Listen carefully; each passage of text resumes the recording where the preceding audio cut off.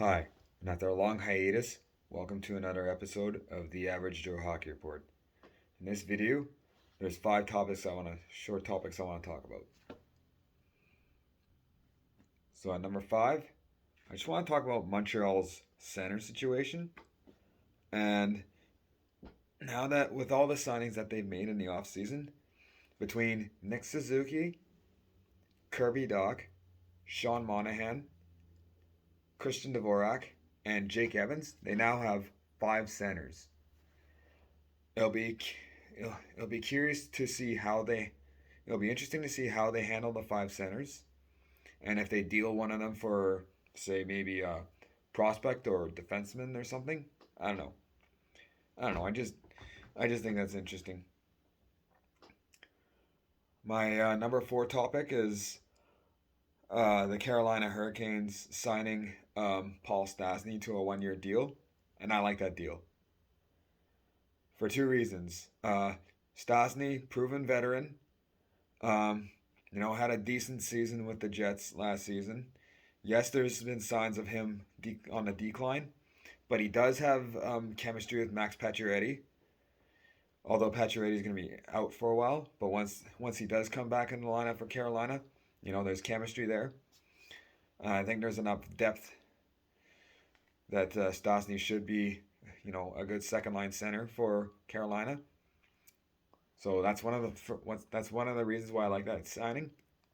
And the second is I just don't think, you know, I've made, I made a previous video on players that need to have better seasons, and I've talked about how much of a red flag it is to have Jesperi Kotkaniemi at the number two center, and I think that's the other reason why I like the Paul Stastny signing. I don't think Kotkaniemi is ready to be a second line center. This is only his second season with the Hurricanes. He's trying to get comfortable. He was kind of bounced around between wing and like fourth line center and whatnot. It wasn't necessarily the greatest season for him. So yeah, no, I like the Stastny signing. I like the term, whatever, and it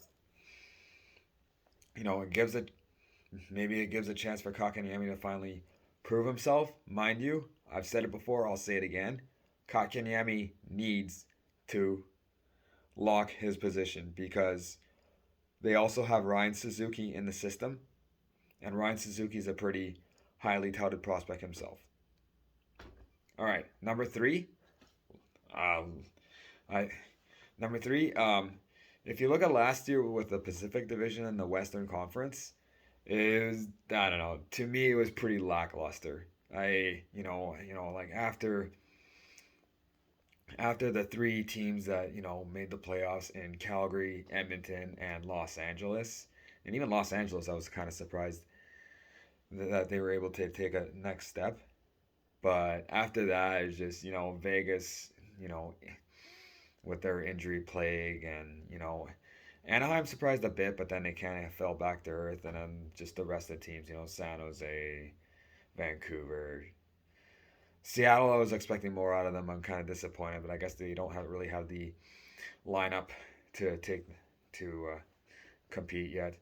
But this season, I expect big things from Calgary, especially with Kachuk gone and Gaudreau out, replaced by Nazem Kadri and Jonathan Huberdeau, and then added but with Mackenzie Weegar. I like Anaheim. I like John Klingberg. I like the Ryan Strome signing. I think the young guys are ready to take on more.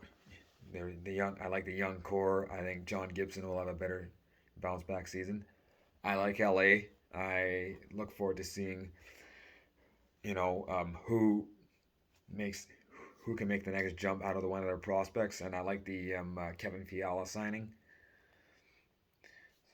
And Edmonton, I think they've upgraded at goaltending. They've added by subtracted when Duncan Keith retired, which makes me curious if that means Philip Broberg goes in. So between those four teams, I actually like the Pacific Division now. All right, number two. I don't know. This is maybe me speculating, but so Dave Cameron, it didn't feel like too long ago when Dave Cameron won the gold medal for as the head coach of Team Canada for the World Junior Hockey Championship. However, uh, I don't know.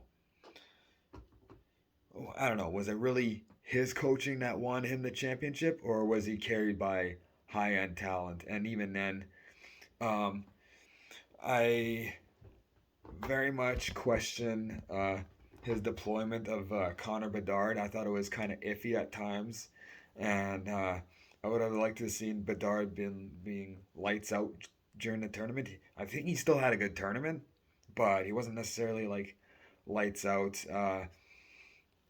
I would have liked to have seen him, play a top six role, maybe even on the top line and whatnot, instead of didn't he even play like a bottom six? I don't know. I don't know.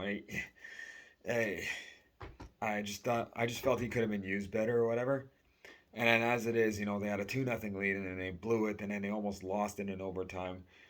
But, it was a nice save by Mason McTavish. Just digging, batting it down from midair and digging it off the goal line. That was pretty insane. But yeah, I mean, between that and there was a previous World Junior Hockey Championships that he was in for Team Canada, and Canada blew a 3-0 lead, I believe it was, and lost 5-3 to Russia. I remember that collapse far too well. And then just to see, how Bedard was deployed, which was iffy at times, and how he almost lost that gold medal game. I don't know. I don't know. It kind of makes me wonder about Dave Cameron as a coach. And my number one topic I'd like to talk about. Now, don't get me wrong. I'm happy that Team Canada won the gold medal. Don't get me wrong. I'm very happy that they won the gold medal. But 3-on-3 to decide 3-on-3 overtime to decide a gold medal game is better than a shootout, but still I'd have to give that a thumbs down. I honestly believe that the World Junior Hockey Championships, I think should be should be used to prepare players for NHL hockey playoffs. So I would have liked to have had 5-on-5 continuous overtime, get those players ready for when or if they make the jump to the NHL. Because I feel like 3-on-3 overtime, you're just preparing them for like a regular season overtime in the NHL, which I don't know. I don't know. It's just my preference. I would have preferred a 5-on-5, but that's just me. This video is mostly based on opinion and may have some things that you disagree on, and may have no implications on the top, on how the teams or the federations whatever handle what I've addressed and the players or whatever. You get the point. So remember, if I'm wrong, don't belittle me, educate me, because this is, after all, the Average Joe Hockey Report. Hockey opinions based through the perspective of an average Joe.